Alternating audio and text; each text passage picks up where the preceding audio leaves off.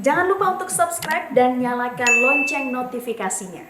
Dan untuk membahas terkait dengan kudeta yang terjadi di Myanmar, saat ini kita sudah terhubung dengan Guru Besar Hukum Internasional Universitas Indonesia, Hikmahanto Juwana. Selamat siang, Prof. Hik.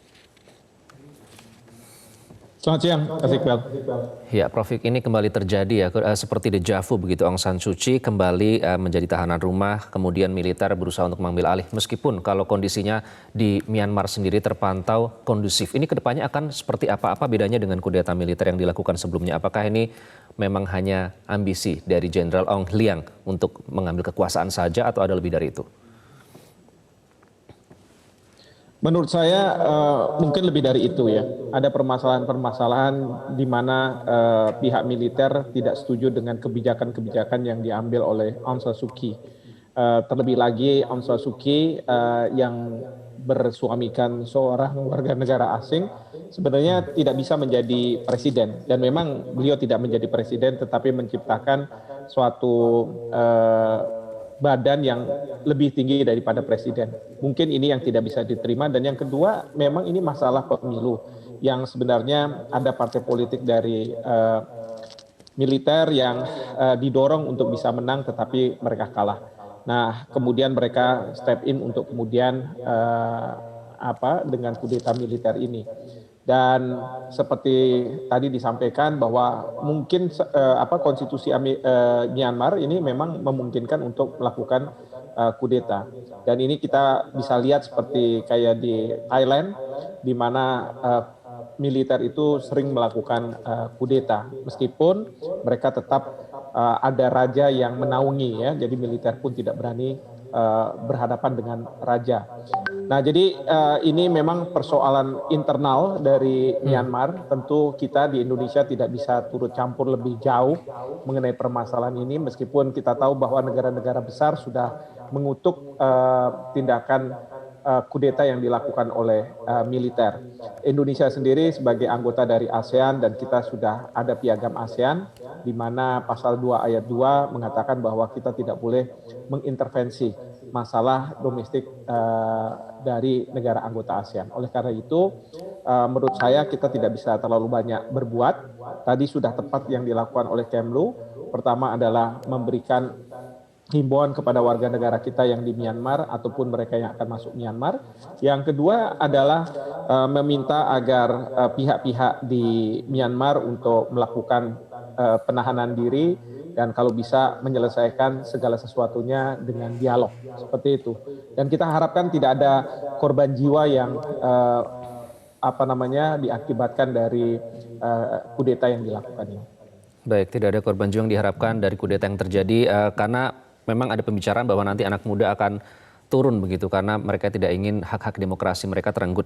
Nah, ini sejumlah negara mengecam begitu ya, Prof. Hik. Amerika Serikat bahkan melalui Biden menyatakan nanti mengancam akan kembali menerapkan sanksi. Begitu pula dengan Inggris yang juga mengecam apa yang terjadi di Myanmar. Begitu pula dengan PBB yang katanya akan segera melakukan sidang darurat begitu terkait dengan kondisi terkini yang terjadi di Myanmar. Kalau kita lihat foto-foto di internet, warga antri di depan ATM. Kemudian komunikasi terputus di sana di beberapa kota. Nah, ini apakah tekanan politik, tekanan dari dunia internasional terus harus dilakukan untuk menyikapi situasi politik yang terjadi di Myanmar saat ini? Ya, yang pasti kalau negara seperti Amerika, apalagi sekarang presidennya Joe Biden dari Partai Demokrat, tentu mereka akan berpihak pada masalah demokrasi karena partai ini sangat mendukung masalah demokrasi, hak asasi manusia dan seterusnya. Dan bukannya tidak mungkin untuk memastikan bahwa junta militer atau pihak militer mengembalikan kekuasaan ke Aung San Suu Kyi, Amerika Serikat akan mengenakan sanksi embargo ekonomi terhadap Myanmar, jadi akan terjadi lagi di masa-masa lalu. Lalu yang kedua, tentu juga akan mengajak sekutu-sekutu Amerika Serikat untuk melakukan tekanan terhadap Myanmar. Tetapi sekali lagi, ini tidak akan berdampak kalau di dalam negeri Myanmar memang tidak ada pergolakan. Dan ini yang sekarang ini yang kita harus waspadai adalah apakah akan ada perlawanan dari rakyat, terutama tadi anak-anak muda terhadap pemerintahan militer.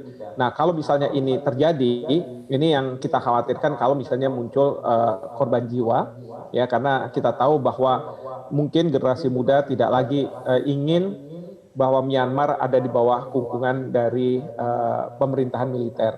Nah, tapi kembali lagi seberapa kuat kekuatan mereka, dan yang kita khawatirkan ada negara-negara tertentu termasuk juga Amerika Serikat yang akan membantu perlawanan terhadap pemerintahan yang sah di Myanmar. Ya, kita tahu seperti kondisi di Libya di mana Amerika Serikat mempersenjatai para pemberontaknya untuk melawan pemerintahan yang sah. Nah, ini yang tentu akan berakibat pada instabilitas di kawasan Asia Tenggara. Dan saya sangat apresiasi Dewan Keamanan PBB langsung mengadakan sidang untuk memastikan bahwa apa yang terjadi di Myanmar tidak berdampak pada perdamaian dunia, khususnya di kawasan Asia Tenggara ini. Oke, kemudian Jenderal Senior Min Aung Hlaing juga menyatakan bahwa selama 1 tahun ke depan ini berada dalam kondisi atau status darurat begitu ya, national emergency. Ini dampaknya apa? Apakah ini berarti juga masih akan diakui oleh negara lain seperti apa, Prof. Hik?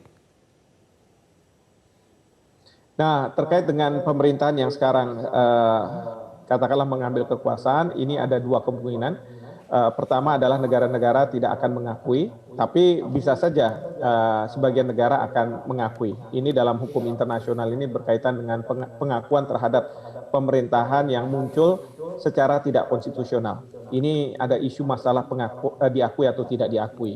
Nah, nanti ke depan kita akan lihat, misalnya saja dalam forum-forum ASEAN, apakah pemerintahan militer yang sekarang ada akan diundang dan hadir. Kalau misalnya seperti itu, maka sebenarnya negara-negara ASEAN akan mengakui pemerintahan militer. Tetapi kalau misalnya mereka tidak diundang, bahkan mereka diisolasi, tentu kita akan mengatakan tidak mengakui pemerintahan yang ada.